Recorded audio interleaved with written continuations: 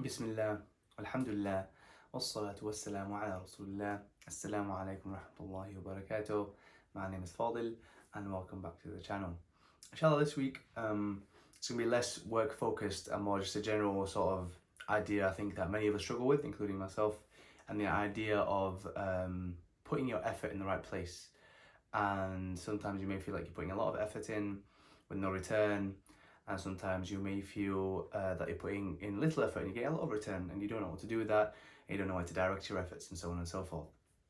So I just wanted to start by saying that the main thing, of course, the very famous hadith that everybody knows, إِنَّ الْأَعْمَالُ بِالنِّيَّاتِ, from the Prophet ﷺ, verily actions are defined by their intentions. So whatever you do, inshallah, if your niyyah is good and you do it within the context of Tawheed and you have firm faith in the 5 pillars of Iman and Islam, then bi'idhnillah you will have ajr from it, and you will have good deeds from it, and there'll be barakah in it, bi'idhnillah.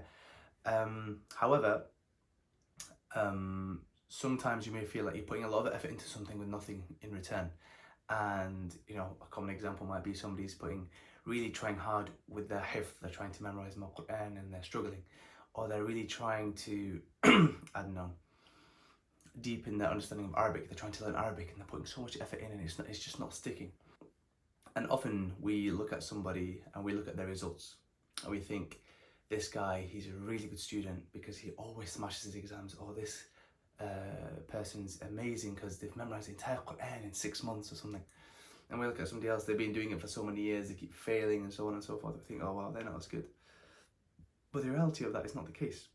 A simple example would be comparing Sayyidina Nuh alayhi salam with Dr. Zakir Naik. Yeah? So Dr. Zakir Naik, Allahumma barik, almost every day so many people are converting because of his influence and because of his channel. And then you compare it to Sayyidina Nuh alayhi salam, and if you look across his lifetime, you know, many scholars have the opinion that he lived for around 1,000 years, you know, subhanAllah. And within that 1,000 years, how many people did he convert? You know, we don't have exact figures, but it's not a lot, and it will be far less than Dr. Zakir Naik. And I think it goes without saying that, you know, Sayyidina Nuh alayhi salam is on a completely different pedestal to, you know, somebody like Dr. Zakir Naik. What I'm trying to say is, with this example, is that some people may have a lot of outward success and some people may not have so much outward success. And so Sayyidina Nuh alayhi salam speaks to Allah subhanahu wa ta'ala, and he says, أعوذ بالله من الشيطان الرجيم قال رب إني دعوت قومي ليلا ونهارا فلم يزدهم دعائي إلا فرارا. So this is the frustration that Nuh alayhi salam has, and because he's giving da'wah to the people all the time, and he's giving da'wah to such a high level, obviously because he's a prophet of Allah, with no avail.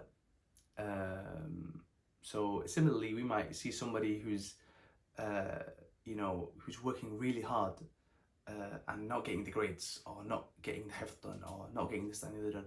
And we see somebody else who doesn't, he maybe puts an equal amount of effort or even less effort, but it's easy for them because that's what Allah has made easy for people. And as a result, Allah will reward people based on their efforts and their niyyah.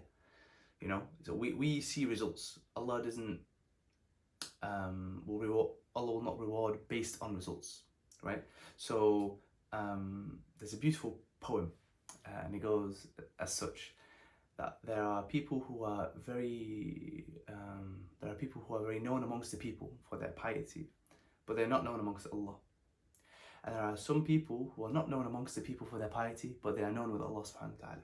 So imagine the premise of this message and how beautiful it is.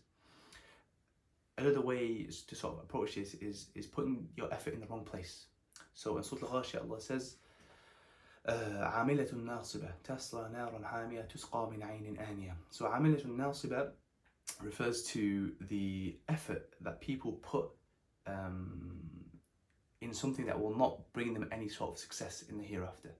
The example that is mentioned within Ibn Kathir, I believe Sayyidina Umar radiallahu anh, he saw a monk worshipping very hard, and you know, monks are known, you know, no matter who you are, everybody knows how, you know, sort of focused monks are when it comes to worship. And he was crying. He says, عاملة الناصبة refers to this. He's putting in so much effort for the ibadah, but the ibadah is in the wrong direction. So it's just going to lead to hellfire, you know? And that's very profound. And very similarly in Surah Al-Zilzal, Allah subhanahu wa ta'ala says, فَمَنْ يَعْمَلْ مِثْقَالَ ذَرَّةٍ خَيْرًا يَرَى وَمَنْ يَعْمَلْ مِثْقَالَ ذَرَّةٍ شَرًّا يَرَى. So whoever does an atom amount of deed or a mustard seed's worth of good deeds, Allah will see it. And whoever does a similar amount of bad deeds, Allah will also see it. So sometimes you might do a deed, I don't know, you might open the door for somebody, or you might just smile at somebody or say a nice word to your mum or your dad, or do something little that other people might not notice, you know, but Allah notices. Similarly with the bad deeds, so you might look at something you might not supposed to be looking at, you might listen to something you're not supposed to be listening to, you might be sort of portraying character in a suboptimal way, but you don't make a big deal of it, the people you're around don't make a big deal of it, nobody notices it, but Allah notices it. So just to be mindful of that, and subhanAllah, all these ayat, they could be for much deeper sort of reflection and connection with other ayat and ahadith, but I think the sort of the brevity of these videos and the sort of purpose of these videos, I think I'll leave it as it is.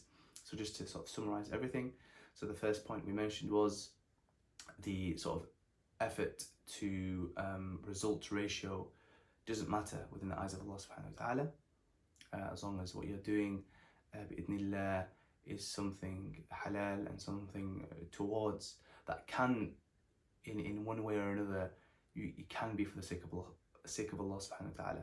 So for example, any job, you want to make halal money, so then you can spend on your family.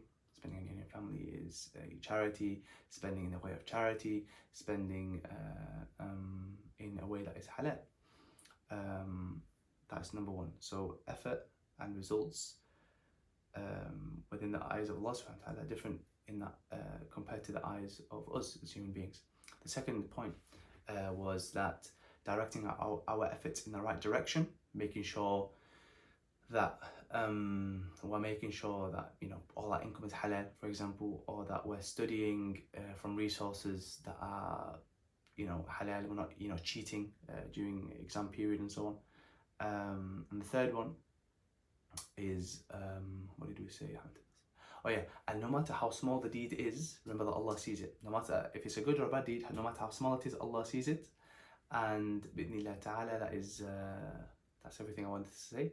So that's just something, a few ayat I've been thinking about for my own personal reflection, and I felt that they may be a benefit to other people. So whoever's listening to this, if you're striving for something halal bi sabilillah and you have a good niyyah, may Allah reward you for that, and may Allah make it easy for you to achieve the goals you want, and may Allah unite us all in Jannat al-Firdaus al-A'la. Ameen bi rahmatika ya arhamar rahimin. Wassalamu alaikum wa rahmatullahi wa barakatuh.